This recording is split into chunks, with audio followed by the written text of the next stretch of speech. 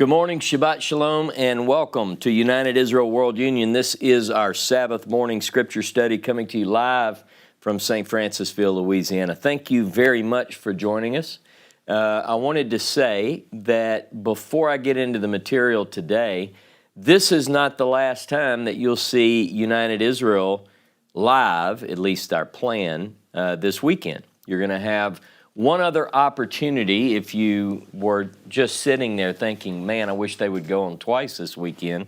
We do have Hanok Young is coming. Hanok is a longtime friend of United Israel. He is a tour guide, an Israeli tour guide. We've known him for decades, actually. And he's coming to give a talk tomorrow, Sunday, 16 January at 7 p.m. Central Time.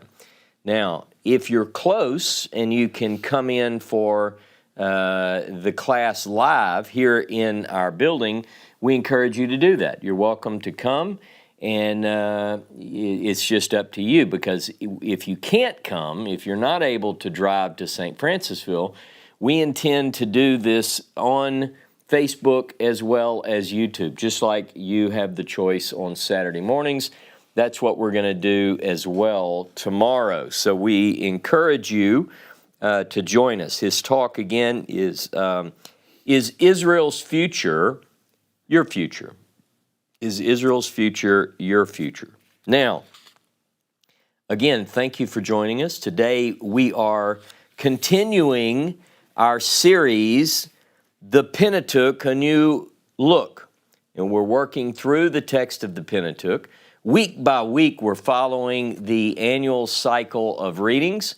And if you have, most of you do, if you have a calendar, a United Israel calendar, those readings are indicated on the Shabbat. So if you look at Saturday, you'll see. And today, we are in class number 17 of our ongoing study, class 17. We are in the Bible's book of Exodus, and today's reading is called Beshalach. Beshalach. Now, Beshalach is typically translated when Pharaoh let go, or when he let go. When he let go, because shalach in Hebrew is a word that means literally to send forth. So we are at the place in the narrative where Pharaoh sends the children of Israel out. Last week we covered this. There are a couple of texts which indicate that at this point, while he was reluctant early on and had hardened his heart and so forth, at this point he literally chases out the children of Israel, sends them forth. Now, you'll recall that in the appeals by Moses and Aaron, when they would go before the court, when they would appear before Egypt's ruler, the phrase that they often would repeat was, Shalach et ami, translated, let my people go, or send my people forth. So Shalach et ami, over and over and over, this request, this appeal, this demand was made, and then ultimately Pharaoh and the people of Egypt chase the children of Israel out. Thus, today's reading, Beshalach. Now, the story of the Exodus, or the departure of the children of Israel, begins a section of the Pentateuch, which carries from, actually it begins in Exodus chapter 12, and runs all the way through Deuteronomy chapter 34. And this section of text is best described or categorized as the wilderness itineraries. The wilderness itineraries, because no longer are they in the land of Egypt, but from chapter 12, once they leave Ramesses or Avaris, as some people believe, they move to Sukkot and et cetera, they begin a journey that we are going to call the wilderness itineraries. Now, go with me this morning. We're going to kick off with the first mention, which actually frames up this wilderness itinerary. Go to Exodus chapter 12. This is from last week's reading, and we're going to pick up in Exodus 12, verse 37. Exodus 12, verse 37.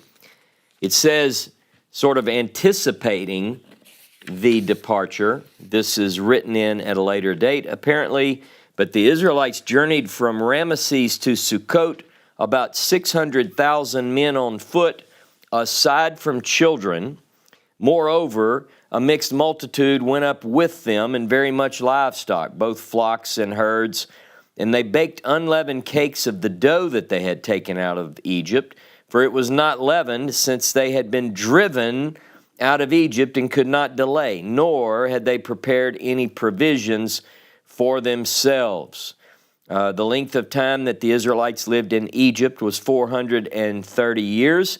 At the end of 430th year, to the very day, all the ranks of the Lord departed from the land of Egypt. Now, from this point forward, what we're dealing with in the text of the Pentateuch is the wilderness itinerary.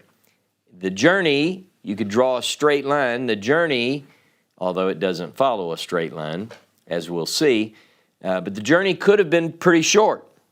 It goes into a lot of detail in the narrative. You know, there is a way from the Delta region, if you look at any Bible map, I have a map behind me if I can point it the right direction. So we know that the children of Israel are in this Nile Delta region. You might have a better map in your Bible that you can pull up close. Someone pointed out to me, by the way, that even though this is at the upper end of Egypt, this is a mistake. It's not upper Egypt, it's lower Egypt. There's a mistake on our map, but just don't worry about it. Play like that's not there. But they're in this region, and ultimately, they're going to come to this area here and cross into the land. That if they were to follow this path, it's called variously in our sources, the way of the Philistines, because we know that the Philistine people came probably, most academics say that they're from the Aegean, they're from Greece and so forth. They come to this region, we now know it as Gaza, even biblically it's called Gaza, but on this western coast toward the sea. This route would have taken them straight into the land of Canaan. But we know that God didn't want to bring them that way because there was a possibility that they would get into armed conflict and he didn't feel they were ready for it. It says very clearly, if they go this way and they meet with war, they'll want to go back to Egypt. So instead, he brings them away through the wilderness. And so what I am going to do as we work on this study, others in our group have done quite a bit of research on this wilderness itinerary as well. And so we're just going to do what we can to sort of map that journey. And I want the map up so that I can point at it a couple of times and make some observations. But I want you to really get in. I posted on our Facebook group page a map that's from a National Geographic. I'm not selling it, so I just wanted to share it because I think it's an excellent map of the Nile Delta region. So we're going to be working through this wilderness itinerary, and it begins now. There are going to be challenges ahead in our journey. But it's worth it because this is a central part of the story. No one can pick up the Bible and not find the significance of this wilderness period. Not only is it historically central to the narrative, but it plays in throughout the biblical text where later biblical writers are going to refer back to it, not only in terms of this great event took place, the Exodus from Egypt, and it's appealed to quite often in the text as sort of a crowning achievement of the God of Israel. In fact, over and over and over it says that Jehovah is the God who brought the children of Israel up out of the land of Egypt, right? We find that this is the crowning achievement. It is through this great event or series of events that God makes a name for himself, not only in biblical literature and among the people of Israel, but to the neighboring areas as well. So it's central to the story. And what we find is that while Genesis covers the beginnings of things, once we get into Exodus, from that point on, it's leading us on this journey into the wilderness where Israel will encounter their God, receive the Torah, as it's called. The laws of God will be communicated to the people of Israel, preparing them for their life in the land of promise.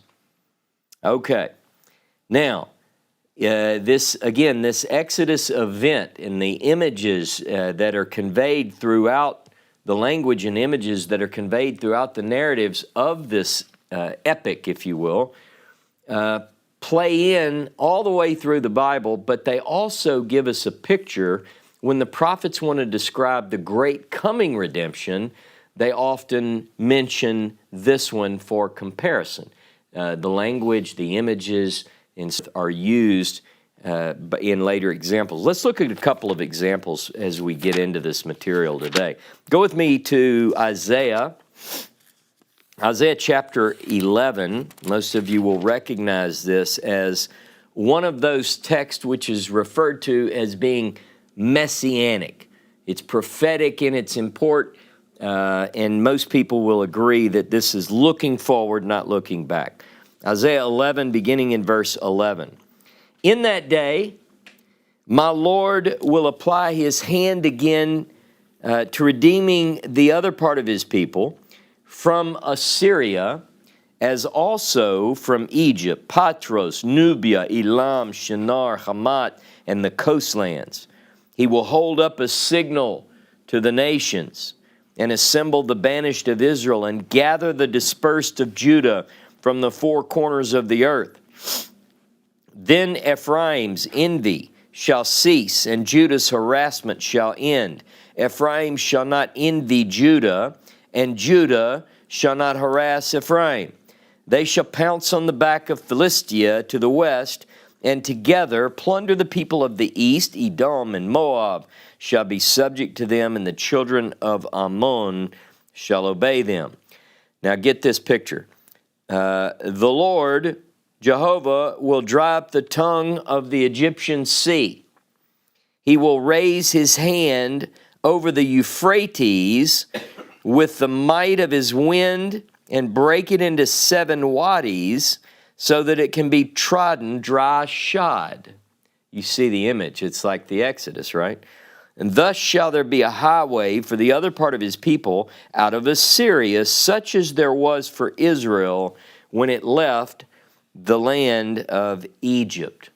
So this rescue from the land of Egypt, this departure from the land of Egypt and the miraculous events that are tied thereto are also associated with a coming redemption.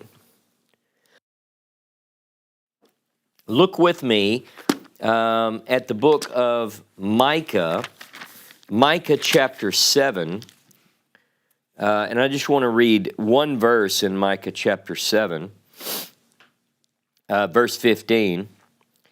I will show him marvelous deeds as in the day when you sallied forth from the land of Egypt. Now, in context, one has to ask the question, who is this that's being spoken of? But it says, some translations will say, I will show them marvelous works or marvelous deeds. But in Hebrew, it's literally him.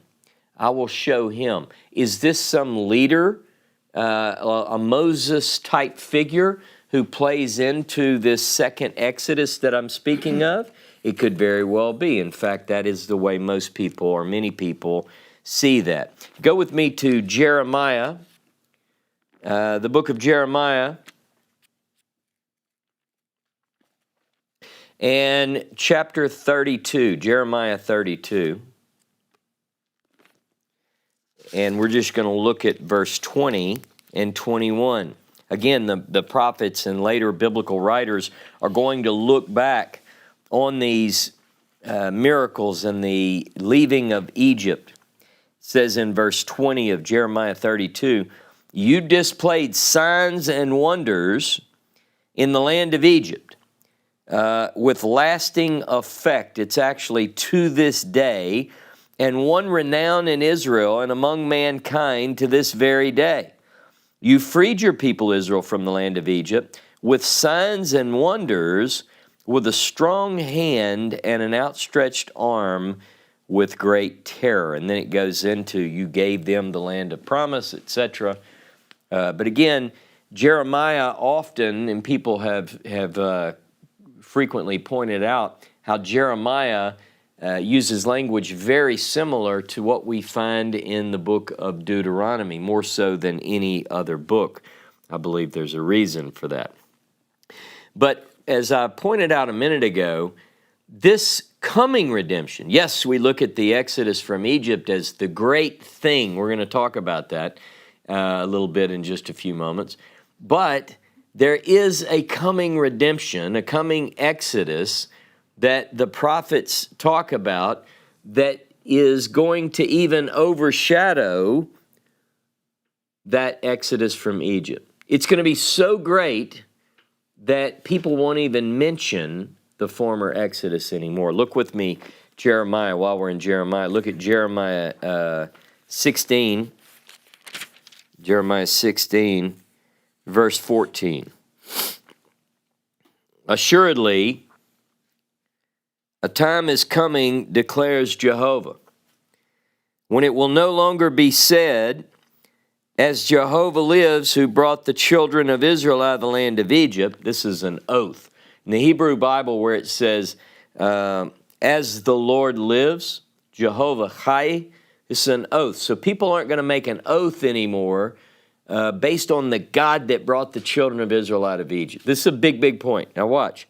But rather, as Jehovah lives, who brought the Israelites out of the northland, and out of all the lands to which he had driven them, for I will bring them back to their land which I gave to their fathers. So great is this Exodus going to be, this future Exodus, this future departure, it's going to overshadow the Exodus from Egypt. That, as marvelous as it was, with deeds and wonders and so forth, signs and wonders, it can't even compare with what's coming. And why is that? Because the children of Israel, according to the prophets and according to the historical narrative that we find in the Hebrew Bible, is no longer just in one nation. They've been scattered. Amos says, through all nations as corn is sifted through a sieve, yet not the least grain will fall to the ground. My eyes are on all their ways, says Amos. Now look with me, Jeremiah 23. Jeremiah 23 in verse 7. Basically has the same text that we just read. Assuredly a time is coming, declares Jehovah, when it will no more be said, as Jehovah lives, who brought the Israelites out of the land of Egypt, but rather, as Jehovah lives, who brought out and led the offspring of the house of Israel from the north and from all the lands to which I have banished them, and they shall dwell upon their own soil. Marvelous promises. Now, the second Exodus, about which the Bible has plenty to say. I've only touched a couple of verses. There are dozens of texts which point to this greater Exodus. And the Bible has much to say, but it's going to be so great, I want to stress this, that no longer will people even make an oath about the God who brought the children of Israel up out of Egypt. And we can talk about it today, which we are going to, because this other Exodus hasn't taken place yet. But there's coming a time when if someone said, hey, you remember the story about how God brought up Israel out of Egypt? Somebody in the group would say, why would you even talk about that? That's nothing compared to what he did, and he brought Israel up out of all the nations. This is the image. Now, the miraculous events are declared in the future even greater than those in the history. Now, last week, I ended with Deuteronomy chapter 4. I want to go back there this morning, and I want to kick off our new look today with this text. If nothing else, this is going to bring clarity in case I wasn't clear last week as I closed my class. Deuteronomy 4, let's go to verse 32.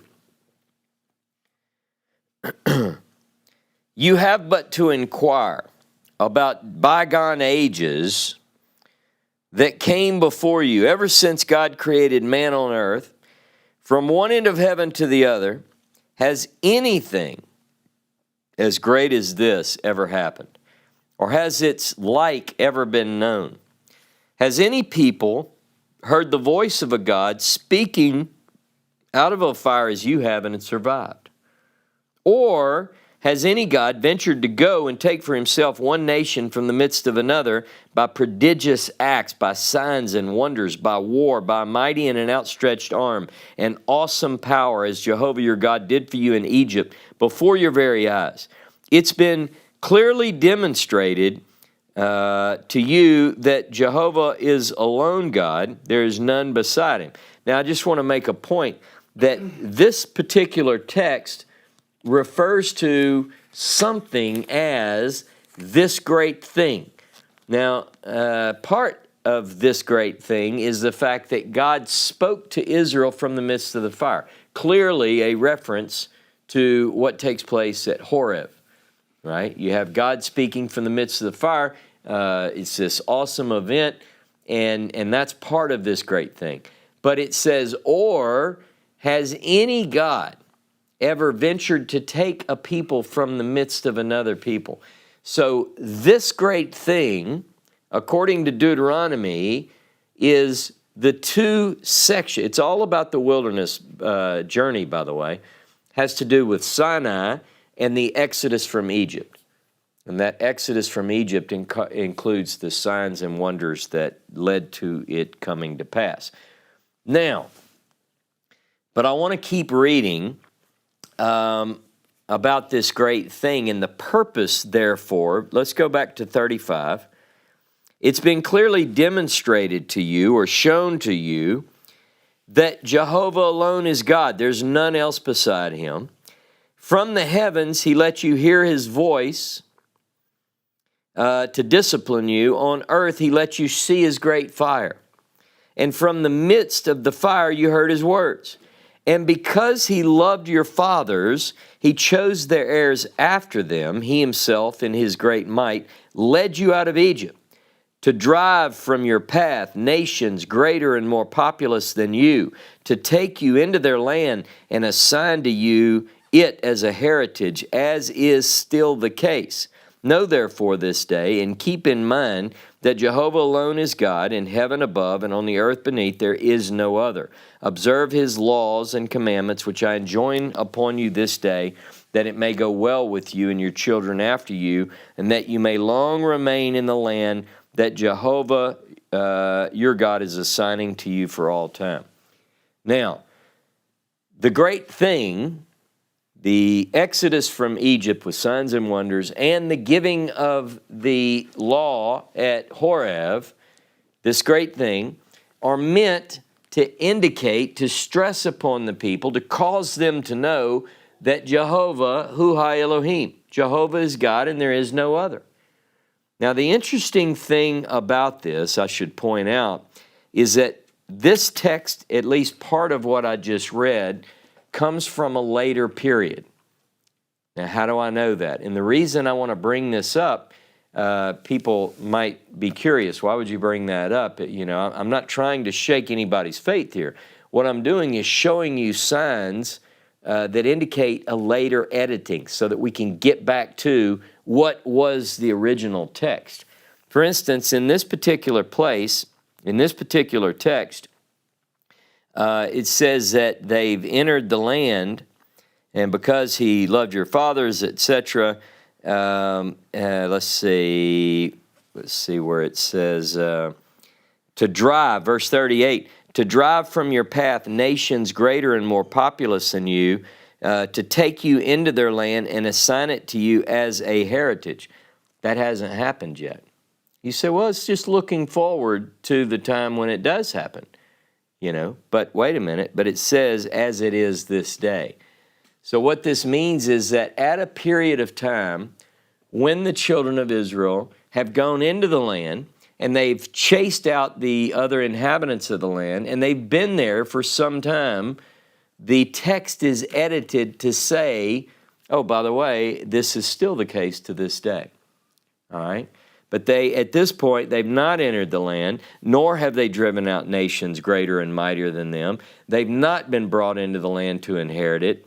As it is this day is a big clue. Always look for that phrase. It's not always an indication of a later edit, but quite often it is, you know, because that's not something that a contemporary writer uses to indicate a contemporary event. So if I say, as it is this day, if I say that in my language, it means, you know, it's been like that for a while, even to this point, okay? Now, the Bible is very consistent in this point, and that is that the people of Israel are in Egypt, and they leave. Through acts, prodigious acts, signs, and wonders, God brings them out of the land of Egypt into the wilderness. They are in the wilderness for approximately 40 years, according to our narratives, and then they go into the land. Now, people can debate the details, but this is a very important portion of Scripture. Again, it takes up most of the Pentateuch, the wilderness itineraries. And we're going to be looking as we go through this, when we study the route, we're going to be talking about comparing text in Exodus and the book of Numbers, which, by the way, in Hebrew is, as you know, Bamidbar, in the wilderness. It's not Numbers, it's in the wilderness. And the book of Deuteronomy. So we're going to be comparing. We're going to be reading horizontally. If one text, say in Exodus, says that they go from this point to this point, we want to check that and compare that by reading horizontally. We want to look at the book of Numbers, particularly Numbers chapter 33, but there are other texts in Bamidbar. But we want to compare. Are the routes consistently reported?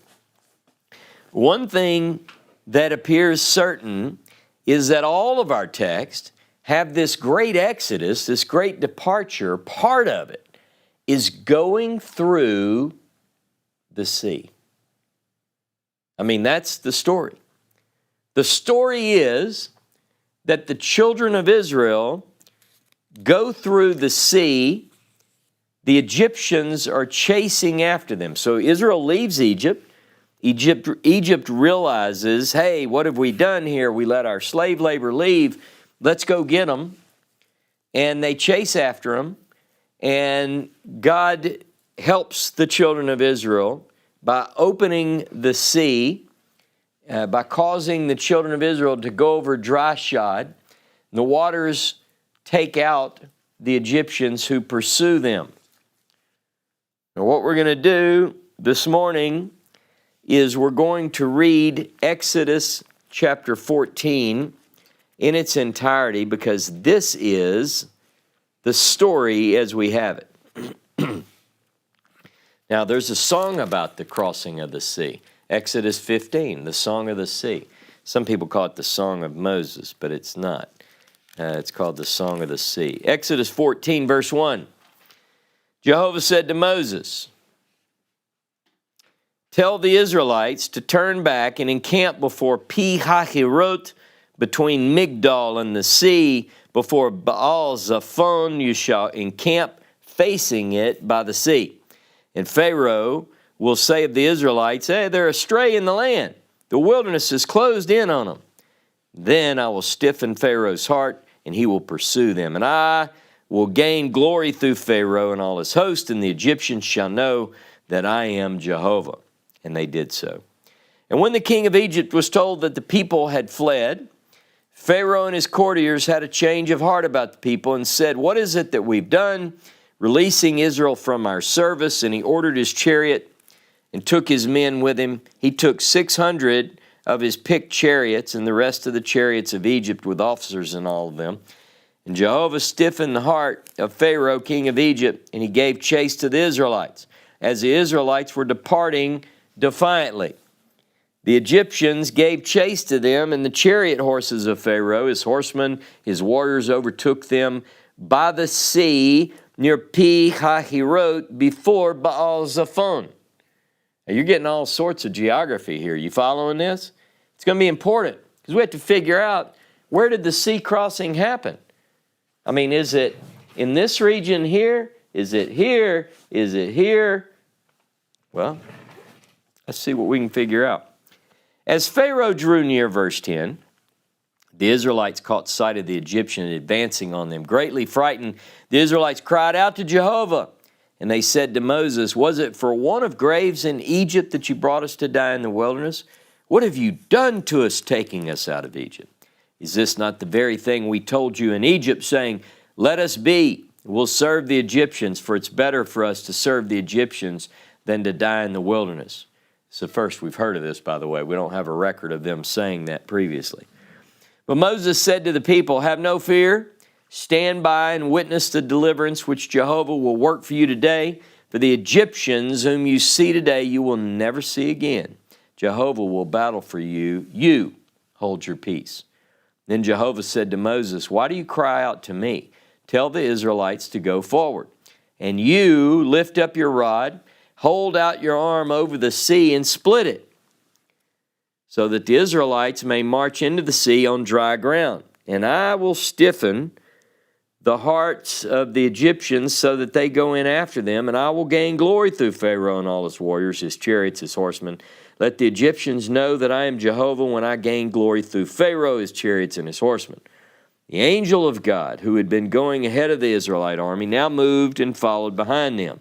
And the pillar of cloud shifted from in front of them and took a place behind them. Came to pass between the army of the Egyptians and the army of Israel, thus there was the cloud with the darkness, and it cast a spell. This is JPS, by the way. Doesn't matter. I'm looking for something else. Upon the night, so that one could not come near the other all through the night. Then Moses held up his arm over the sea, and Jehovah drove back the sea with a strong east wind all that night, and turned the sea into dry ground. The waters were split. The Israelites went into the sea on dry ground, the waters forming a wall for them on their right and on their left. The Egyptians came in pursuit after them into the sea, all of Pharaoh's horses, chariots, and horsemen. At the morning watch, Jehovah looked down upon the Egyptian army from the pillar of fire and cloud and threw the Egyptian army into a panic. He locked the wheels of their chariots so that they moved forward with difficulty. And the Egyptians said, let us flee from the Israelites, for Jehovah is fighting for them against Egypt. Then Jehovah said to Moses, hold out your arm over the sea, that the waters may come back upon the Egyptians and upon their chariots and upon their horsemen.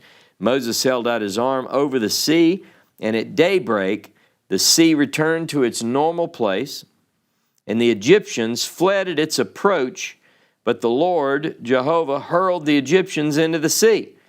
The waters turned back and covered the chariots and the horsemen. Pharaoh's entire army that followed them in the sea, not one of them remained. But the Israelites had marched through the sea on dry ground, waters forming a wall for them on their right and on their left. Thus Jehovah delivered Israel that day from the Egyptians. Israel saw the Egyptians dead on the shore of the sea. And when Israel saw the wondrous power which Jehovah had wielded against the Egyptians, the people feared Jehovah. They had faith in Jehovah and his servant Moses. One of the greatest stories in the Bible. The great miracle at the sea. We've got some questions that come from this study, namely, what body of water are they talking about? Does the Bible give us any indication where the crossing took place? Now, I know some people would say, I don't know and I don't care. Well, for me, it's important. The details matter. The facts matter. I want to know, where was this crossing? And I know there are differences of opinions.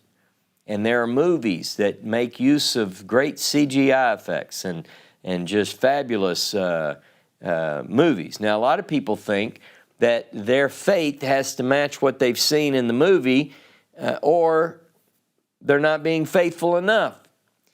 But I suggest to you that our goal is to understand what the Bible presents as truth and not add other details to it. So I want to look at the story from a realistic standpoint. I want to ask, what sea is it that they cross? What wilderness is it that they go into? And can we discern from the facts that we have what body of water it was?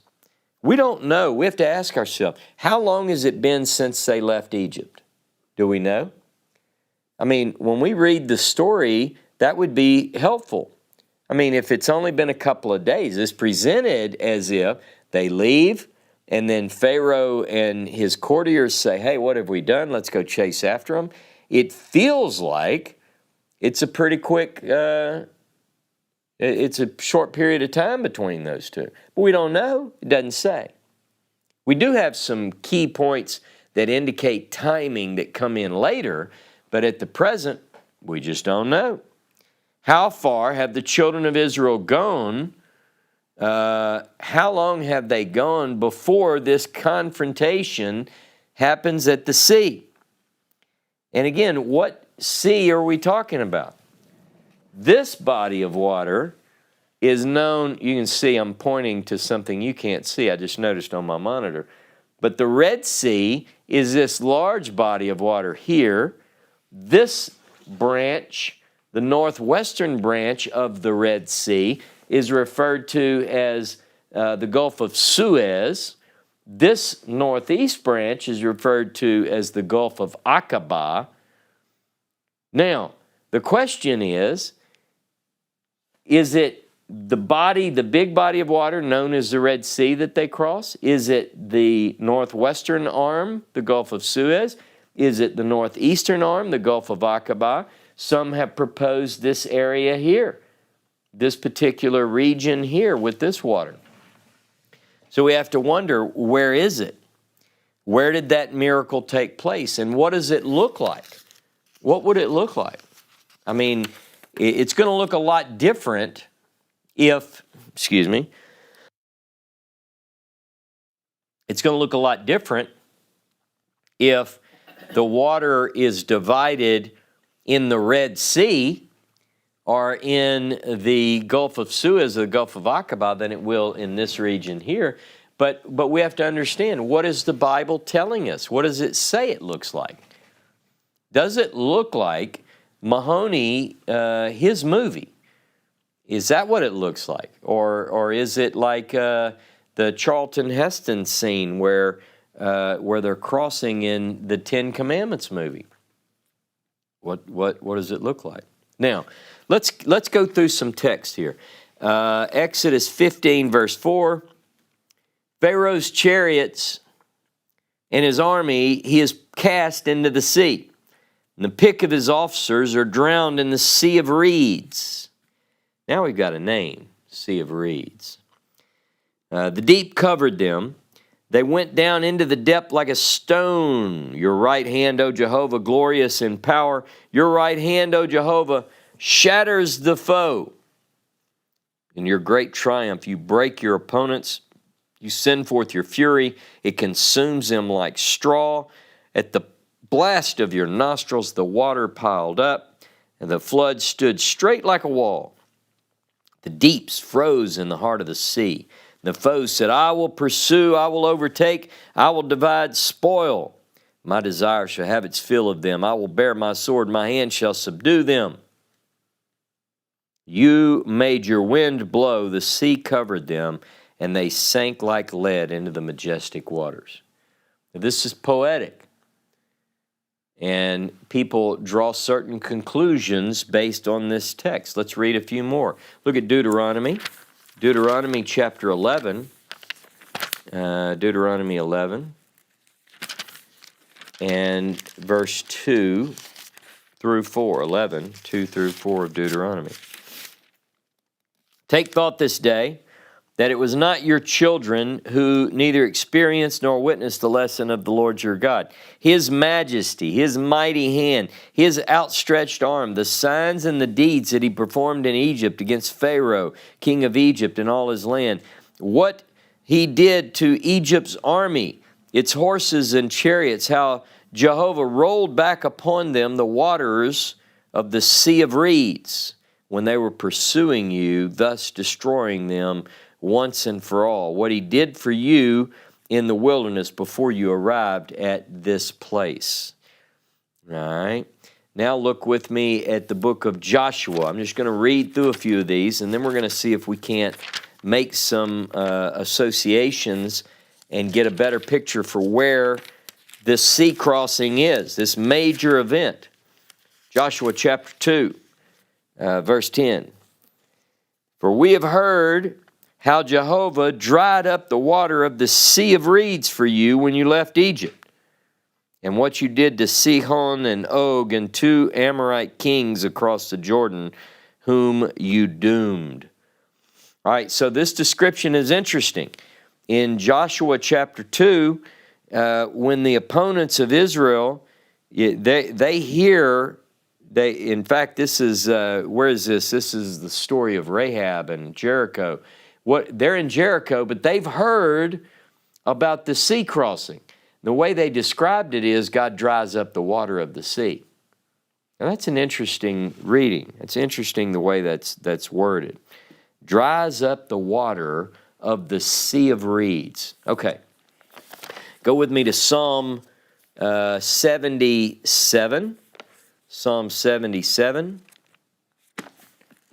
and verse 19. Psalm 77, verse 19. And it says, your thunder rumbled like wheels, lightning lit up the world, the earth quaked and trembled. Your way was through the sea, your path through the mighty waters. Your tracks could not be seen. You led your people like a flock in the care of Moses and Aaron. These are just different ways that the Bible describes the crossing through the sea. Look at chapter 78 and verse 12. He performed marvels in the sight of their fathers in the land of Egypt, the plain of Zoan. He split the sea and took them through it. He made the waters stand still like a wall. He led them with a cloud by day and through the night by the light of fire. Now, this particular passage, by the way, that's verse 20 and 21 in, the previous I had in my notes. The previous I said Psalm 77, 19 and 20. It's 20 and 21 in Hebrew. This is chapter 12, verse 12 and 13 of 78. It refers to the fields of Zoan. Now, where is that? It's going to give us an idea, maybe. We're going to come back to that. Look at verse 43 of Psalm 78. 43, how he displayed his signs in Egypt, his wonders in the plain of Zoan. Where is Zoan? Because Zoan is associated with the crossing, the miracle at the sea, and the signs and wonders in Egypt. So let's look at a couple of passages and see if we can't nail that down. Look at Isaiah 19. Isaiah 19 and verse 11. Isaiah 19:11. It says, utter fools are the nobles of Tanis. The sagest of Pharaoh's advisors have made absurd predictions. How can you say to Pharaoh, I am a scion of the sages of Kedemite kings? Where? It says, where indeed are your sages? Let them tell you. Let them discover what Jehovah of hosts has planned against Egypt. The nobles of Tanis have been fools. The nobles of Memphis deluded. This particular area is talking about zone, and it's looking, I'm reading a translation that doesn't even include it, but this is the same area, and it's referring to Egypt, to Tanis, to Memphis. Look at chapter 30, verse 4 of Isaiah. Through his office, though his officers are present in Zon, and his messenger reaches as far as Hanes, they all came to shame because of a people that does not avail them. Again, in context, this is dealing with the land of Egypt. Look at verse 2 of chapter 30. Who set out to go down to Egypt, without asking me, to seek refuge with Pharaoh, to seek shelter under the protection of Egypt? And then it goes on and talks about the area called Zon. One other passage, look at Ezekiel chapter 30, and verse 4. Ezekiel 30, verse 14. Verse 14 of Ezekiel 30. I will say to Patros, waste. I will say to Zon, I will execute judgment on No. I will pour my anger upon Sin, the stronghold of Egypt. So here we've got 4 references to Zon, other than the Psalm 78, that put Zon, the place of these miracles, in the fields of Zon, which is telling us it's somewhere in the land of Egypt. Now the question becomes, where is Egypt? Where are the division? Where are the boundaries of Egypt? But we'll get to that. Now go with me to Psalm 106. Psalm 106. And I want to look at beginning in verse 7. Psalm 106, verse 7. Our forefathers in Egypt did not perceive your wonders. They did not remember your abundant love, but rebelled at the sea of reeds. Yet he saved them, as befits his name, to make known his might. He sent his blast against the sea of reeds. It became dry. Interesting. He led them through the deep as through a wilderness. He delivered them from the foe, redeemed them from the enemy. Water covered their adversaries. Not one of them was left. They believed his promise and sang his praises. Again, a drying, but crossing through the deep. The poetic passages in the Bible describe the depth. It doesn't say how deep, but there is this idea. It's not just a puddle. But there is this idea that the wind dries up the sea. Now I want you to look at Psalm 136. And then we'll start unpacking this. Psalm 136, verse 13. Who split apart the sea of reeds? His steadfast love is eternal, and made Israel to pass through it. His steadfast love is eternal. Who hurled Pharaoh and his army into the sea of reeds? His steadfast love is eternal. And one other passage I want to look at Nehemiah chapter 9. Nehemiah chapter 9. And I'm going to read 9 through 11. Nehemiah 9 through 11. You took note of our fathers' affliction in Egypt and heard their cry at the sea of reeds. You performed signs and wonders against Pharaoh, all his servants, and all the people of his land, for you knew that they acted presumptuously toward them. You made a name for yourself that endures to this day. You split the sea before them. They passed through the sea on dry land, but you threw their pursuers into the depth, like a stone into the raging waters. The fields of Zon in Egypt. Any other clues about where we're at? All right. Now, a lot of people say that the sea crossing happens here, the Gulf of Aqaba. This is a very popular theory right now. A lot of people go with this because in their mind, they have Sinai in what is now Arabia. By the way, this is not Arabia in the ancient times. This is not where but they want to put it there, and a lot of that's based on a Christian interpretation where Paul talks about Sinai's in Arabia. But this is a popular place, and they like this. Most people like this because that is a big, big, big miracle, to cross here. We're going to talk about how big that is in a moment. Some like it here. They like to put the sea crossing here in the Gulf of Suez. It's not as big of a miracle. We're going to talk about how big, but it's big.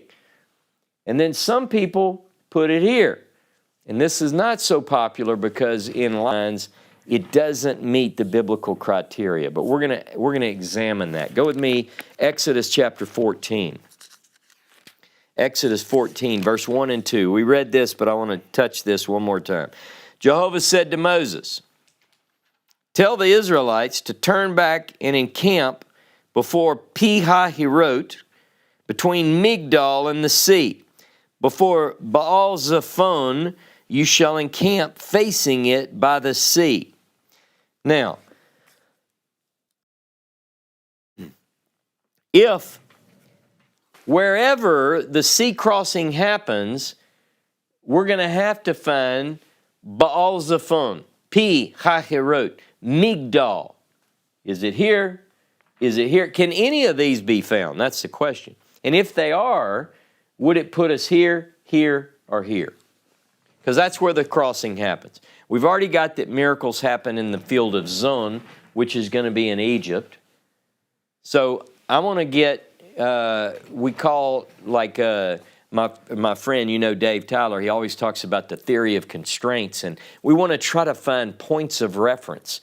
We want to say, okay, if the field of Zon is there in Egypt, do we have other points that put us there for the crossing of the sea? Now, we do have one place that's mentioned that's called Migdol. Migdol. Migdol is at the crossing point. So is Migdol here at the Gulf of Aqaba? Is it here at the Gulf of Suez, or is it here in the land of Egypt? Because Migdol is one of the places. Well, let's just look. Migdol does occur in the Bible. Let's look at Numbers 33. Numbers 33. By the way, Numbers 33, we know this text is the staging points, the children of Israel, their marches. Chapter 33 of Numbers, verse 6 through 8. They set out from Sukkot, encamped at Etam, which is on the edge of the wilderness. This is right when they leave Egypt. Where is Sukkot? It's in Egypt. Where is, we're talking about on the edge of the wilderness. What wilderness? Well, I'm going to show you. It's going to be pretty simple in a minute. Okay, set out from Etam, turned about toward Pi-Hahirot, which faces Baal-Zephon, and they encamped before Migdol. They're still in Egypt. They set out, verse 8, they set out from Pnei-Hahirot, called Pi-Hahirot in other places, and passed through the sea into the wilderness, and they made a 3-day journey in the wilderness of Etam and encamped at Marah. All right. So far, it doesn't look like they've even left Egypt, and yet they cross a sea. Now, I'm just going to leave that there for a moment. Let that sink in. And then you have to ask yourself, at this point in the journey, they've crossed the sea. Are they here, leaving Egypt? Are they Gulf of Suez? Has there been any description of a southward turn yet? No. Or are they at the Gulf of Aqaba? Okay. Now, where else is Migdol? Let's confirm, because there is a Migdol in Egypt, which says that the crossing of the sea happens when they're leaving Egypt. Now, you could say, well, that might be the Gulf of Suez. Okay, we'll talk about that. But they clearly are in Egypt, Migdol. Look at Jeremiah 44. Jeremiah 44. Just to make sure that we've got the right Migdol.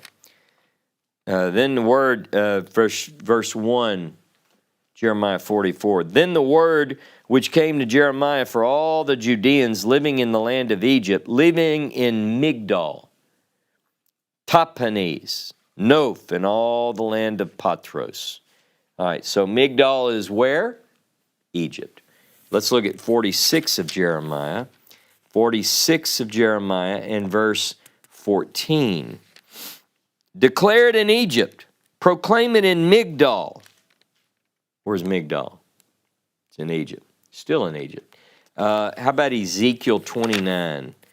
This is later. Ezekiel 29. Let's see where Migdol is now.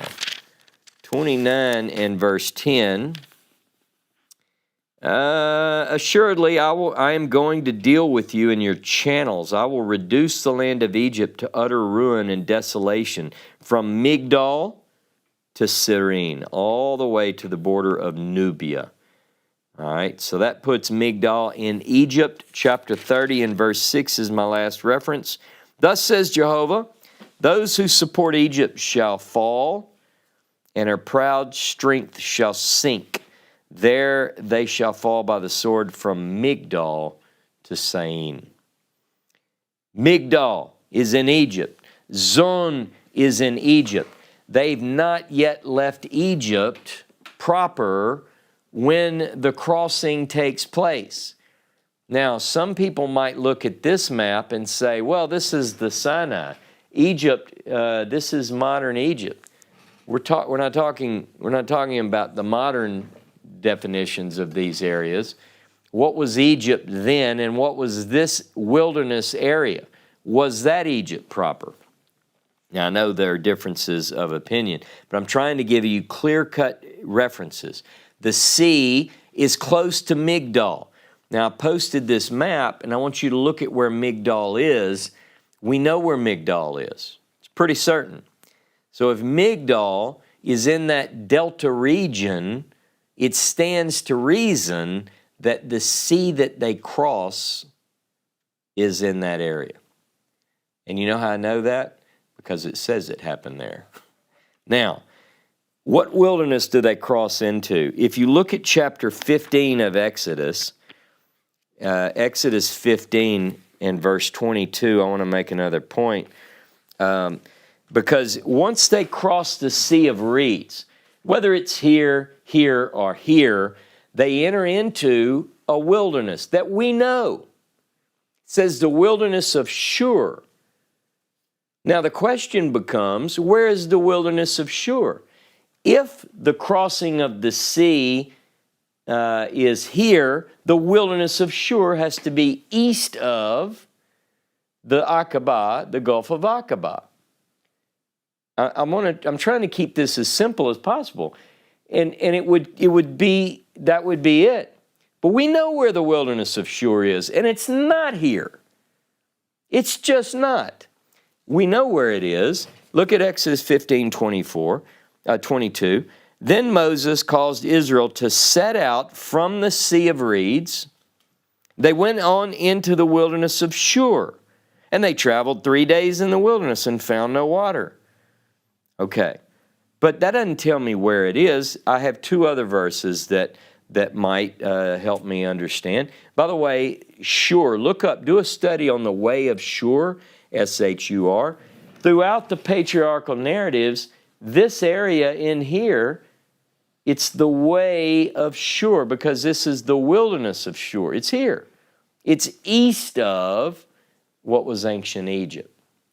Okay, look with me at 1 Samuel chapter 27. 1 Samuel 27 and verse 8. 1 Samuel 27 and verse 8.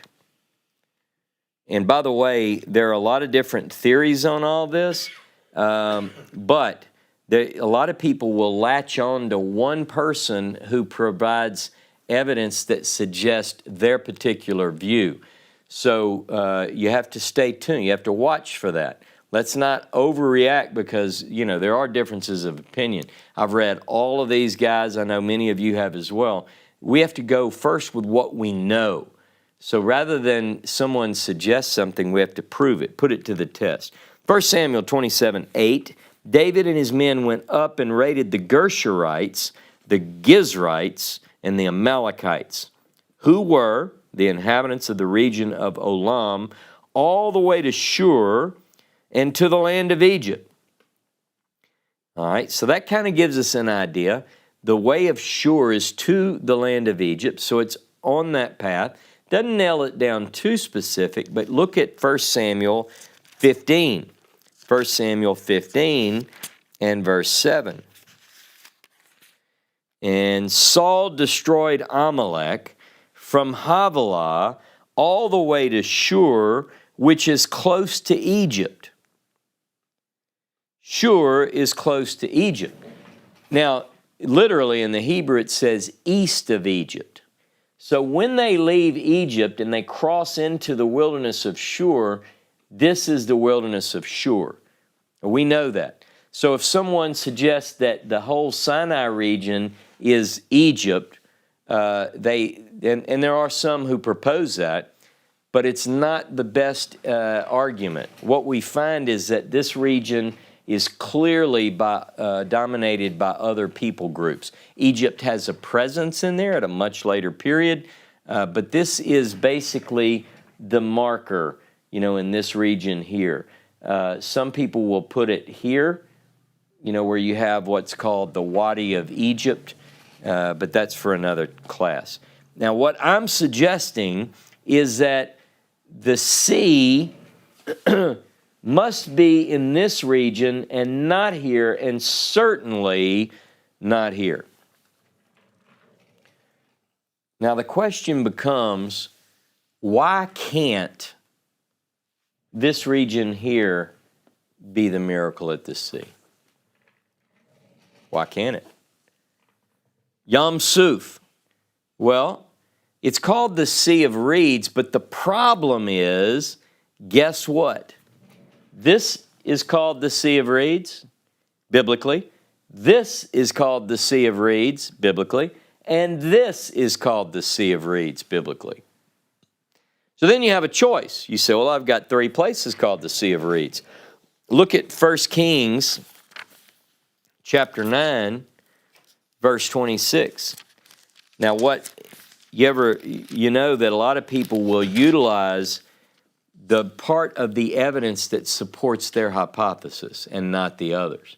So if I want to say that God did the miracle of the sea over here at the Gulf of Aqaba, then I'm only going to show you this verse and those that say this. 1 Kings 9:26. King Solomon also built a fleet of ships at Ezion-Geber, which is near Elat. That's still Elat to this day.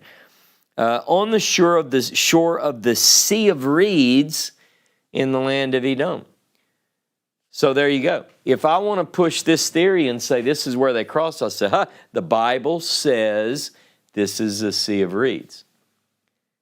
But again, it also calls the Gulf of Suez the Sea of Reeds, and it calls this region here the Sea of Reeds. Now, the interesting thing is that Yam Suf, meaning reed, most scholars associate it with reed, you're going to find the reeds in that marshy area that I'm talking about. And it's where God dried up this marshy region. Okay, go back to Exodus 10. This is our first reference to the Sea of Reeds, Exodus 10:19. They're in Egypt. There's a plague of locusts that's unleashed on the people of Egypt. And it says in verse 19 of Exodus 10, then Jehovah caused a shift to a very strong west wind, which lifted the locust and hurled them into the Sea of Reeds. Not a single locust remained in all the territory of Egypt. Now, if that, it's very close to our Exodus and the crossing of the Sea of Reeds, a strong west wind pushes the locust. Now, if it's a real strong, could have said it blew them into the sea of the Dead Sea, but that's not what it says. It says the Sea of Reeds. And what's the most logical from this area here? It's in this Sea of Reeds, either here in the north, in the Nile Delta, the marshy area, in the Gulf of Suez, but likely not here. Now, that doesn't mean that the Exodus crossing can't happen here, but it means that those locusts weren't blown here, they were blown here. There are other things in my mind that say this is absolutely impossible, but that's for later. Now, look at Numbers 33 again, Numbers 33, verses 9 through 11, Numbers 33. They set out from Marah, came to Elim. There were 12 springs at Elim, and 70 palm trees, so they encamped there. They set out from Elim and camped by the Sea of Reeds. They set out from the Sea of Reeds and encamped in the wilderness of Sin. And they set out from the wilderness of Sin, and it goes on. Now, this describes, they've already crossed the sea, and they went into the wilderness of Shur. We know where the wilderness of Shur is. It's this area. They go south. There are better maps I want you to look at. And they camp by the Sea of Reeds. I believe that is, they're on the east side of the Gulf of Suez, the east side of the Gulf of Suez, but they're there. So, because you get the idea, is how do they leave the Sea of Reeds? They cross through the Sea of Reeds, and then they're on the other side, and they camp by it. Well, it's clearly because they've turned southward in their direction. Okay. But the real reason that this miracle is not liked by some people, the crossing here, the reason they don't like it is because that doesn't meet their expectations of a biblical miracle. That's the bottom line. They want the water to be deep, really, really deep. And if it's not deep, then they say it can't be a miracle. Well, I'm going to disprove that. So, first of all, a lot of people think they're doing the Bible a favor by espousing the more miraculous or advancing the view that in order for this to be a miracle, God has to have the sea, it's got to be something that's at least 10 to 20 miles across and at least an average of 130 meters deep.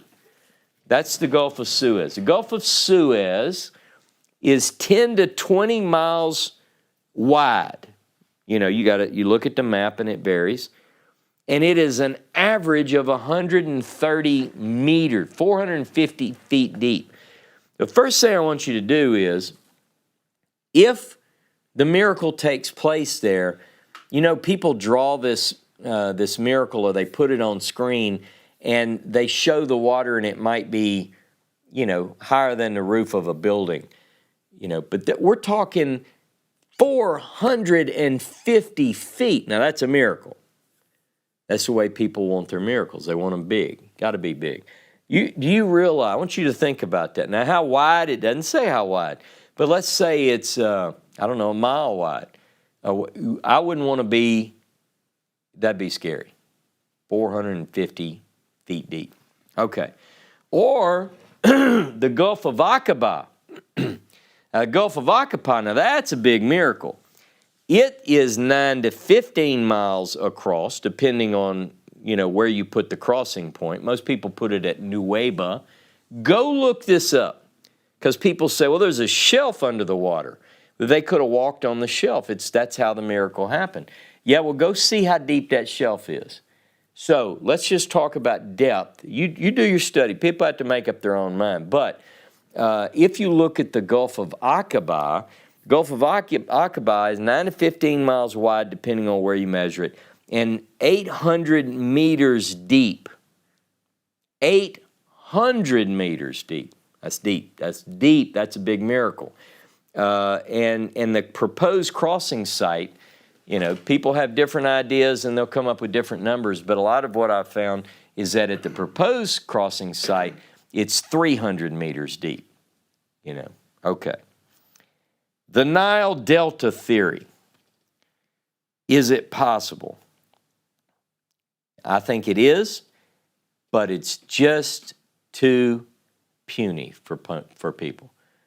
Again, they want to imagine their miracle has got to be big, big, big. But the question is, why would anyone seek to find justification for an area that doesn't fit other points of reference? Our theory of constraints, when we work on the data points, we're in the field of Zon, we're close to Migdal, where all of these points point us to that area where this marshy area where it's dried up. Now it says that a wind pushed it and then the wind brings it back later. Now could that be devastating? Again, people say no, it's got to be deep because it says that the water of the walls, they're walls of water, they came crashing down on the Egyptians, and they use a lot of this poetic language. Now, but let's look at a couple more texts. Go with me to Joshua chapter 3. Joshua 3. And let's go to verse 9. Joshua said to the Israelites, "Come closer and listen to the words of Jehovah your God. By this," Joshua continued, "you shall know that a living God is among you, and that he will dispossess for you the Canaanites, the Hittites, Hivites, Perizzites, Girgashites, Amorites, the Jebusites. The ark of the covenant of the sovereign of all the earth is advancing before you into the Jordan. Now select 12 men from the tribes of Israel, 1 man from each tribe. When the feet of the priests bearing the ark of the Lord, the sovereign of all the earth, come to rest in the waters of the Jordan, the waters of the Jordan, the water coming from upstream, will be cut off and will stand in a single heap." When the people set out from their encampment to cross the Jordan, the priests bearing the ark of the covenant were at the head of the people. Now the Jordan keeps flowing over its entire bed throughout the harvest season, but as soon as the bearers of the ark reached the Jordan and the feet of the priests bearing the ark dipped into the water at its edge, the waters coming down from upstream piled up in a single heap a great way off at Adam, the town next to Zarethan. And those flowing away downstream to the sea of the Arava, the Dead Sea, ran out completely, so the people crossed near Jericho.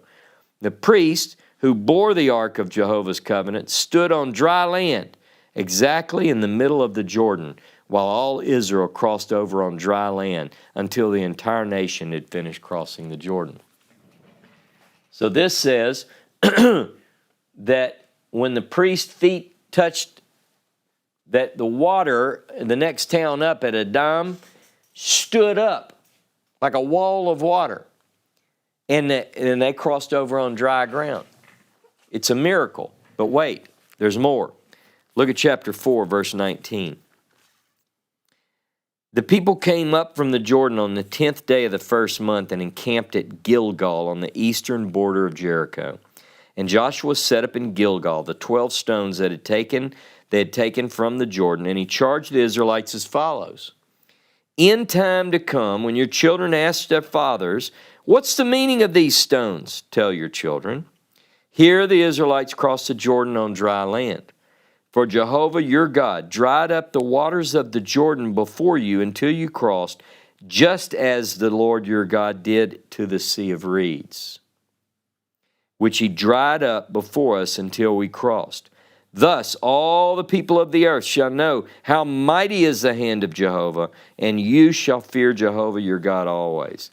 When Joshua says that we're going to tell this story to the descendants, he says, I want you to tell them this, that this event at the Jordan River took place just like what God did when he brought you out of the land of Egypt.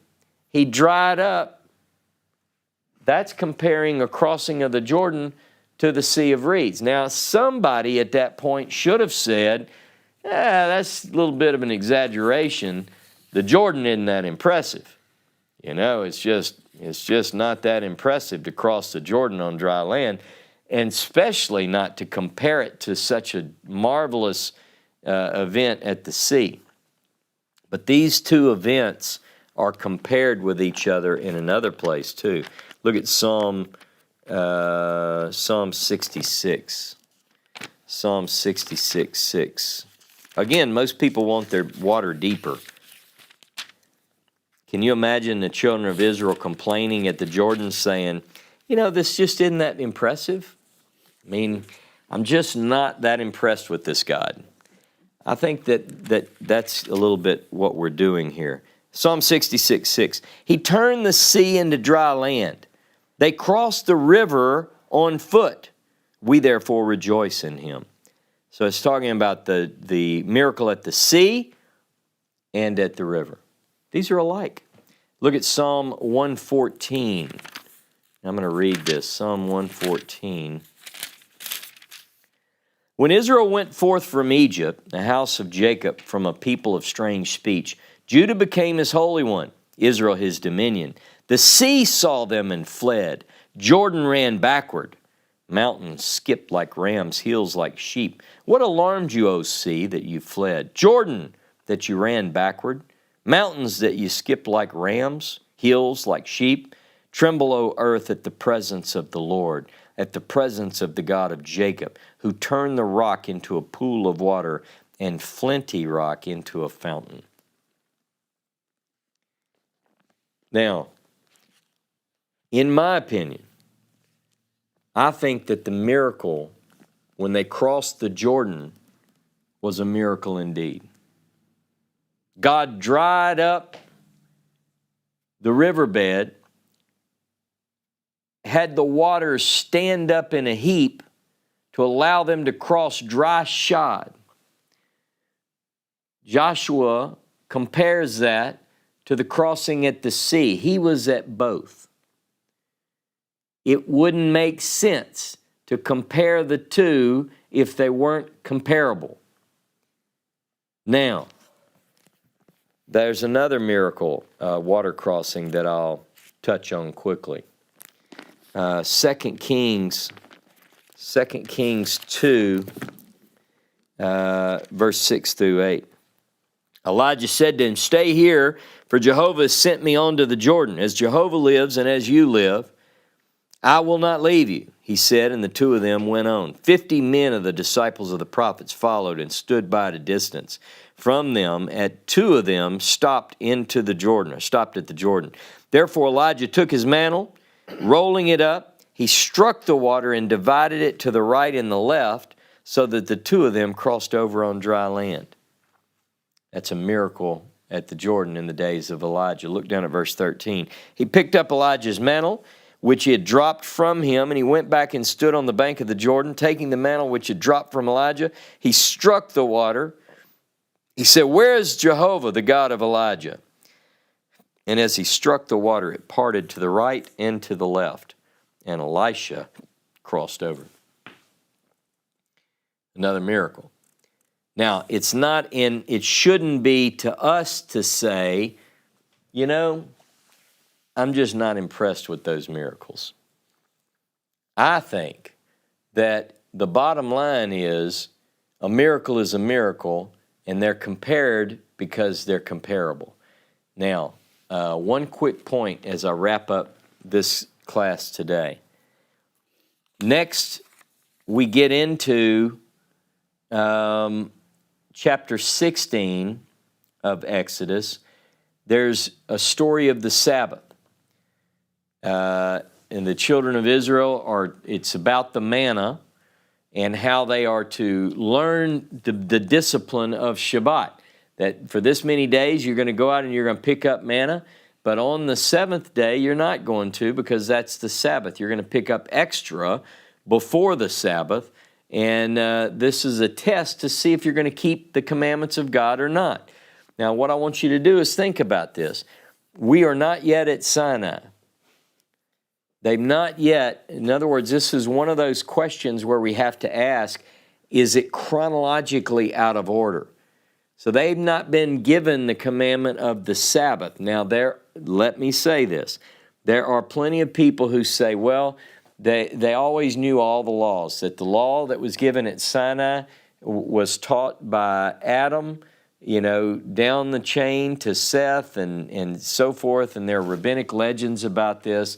We get in Genesis chapter 26 and verse 5 that Abraham kept the laws, the statutes, the Torahs, and so people say, he knew the Torah, but that's not talking about the Sinai revelation.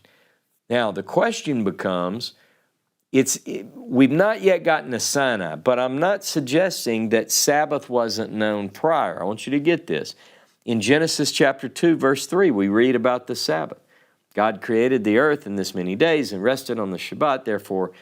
So it could be that the Sabbath is known and that they are being instructed at this phase in the wilderness journey. But I do want to suggest that Exodus 16, whether you accept that or not, that Exodus 16 is chronologically out of place or highly edited. Look with me at Exodus 16, and I want to read verse 31 through 36. The house of Israel named it manna. It was like coriander seed, white, and it tasted like wafers and honey. And Moses said, this is what Jehovah had commanded. Let one omer of it be kept throughout the ages, in order that they may see the bread that I fed you in the wilderness when I brought you out of the land of Egypt. And Moses said to Aaron, take a jar, put an omer of manna in it, and place it before Jehovah to be kept throughout your ages. As Jehovah had commanded Moses, Aaron placed it before the testimony to be kept. And the Israelites ate manna 40 years, until they came to a settled land. They ate the manna until they came to the border of the land of Canaan. The omer is a tenth of an ephah. Now, I want you to point out a couple of things. Verse 33 says that they would lay this before Jehovah. That typically means in the tabernacle before the Ark of the Covenant. And you say, well, it doesn't necessarily mean that. Well, look at the next verse. Verse 34 says to put it before the testimony, but we don't have the testimony yet. The testimony is the 10-word tablet that you put the Ark of the testimony, you put the testimony in the box of the testimony, you put the omer of manna before the Ark of the Testimony, but we don't have the Ark of the Testimony. So this is written at a different time. And then it says that they ate, verse 35, the children of Israel ate manna for 40 years until they came to a settled land. They haven't even gotten to Sinai at this point in the story, and it's already telling us that they ate it for 40 years and they would continue to eat it until they come to the land. Now that it's referred to in Joshua chapter 5, verse 10 and 12, says they crossed over, and from that point on they didn't eat manna anymore. My proposal to you is that this section of text, for certain, is edited into the text later. So it's written into the story because it's got to be after the 40 years. You understand the point? Again, we're just looking to see what we can discern from the text. Now, I've covered a good bit of material today. I know that not everyone, believe me, I know this, not everyone agrees with my view on this or any other subject.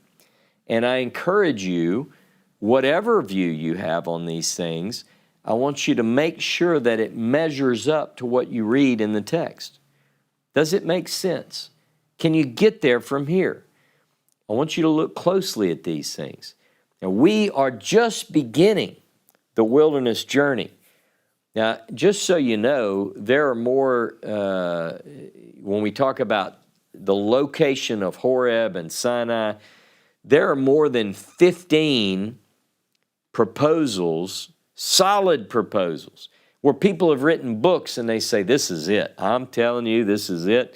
This is the whole truth, nothing but the truth, and I've got it all figured out. And so you're going to have disagreements.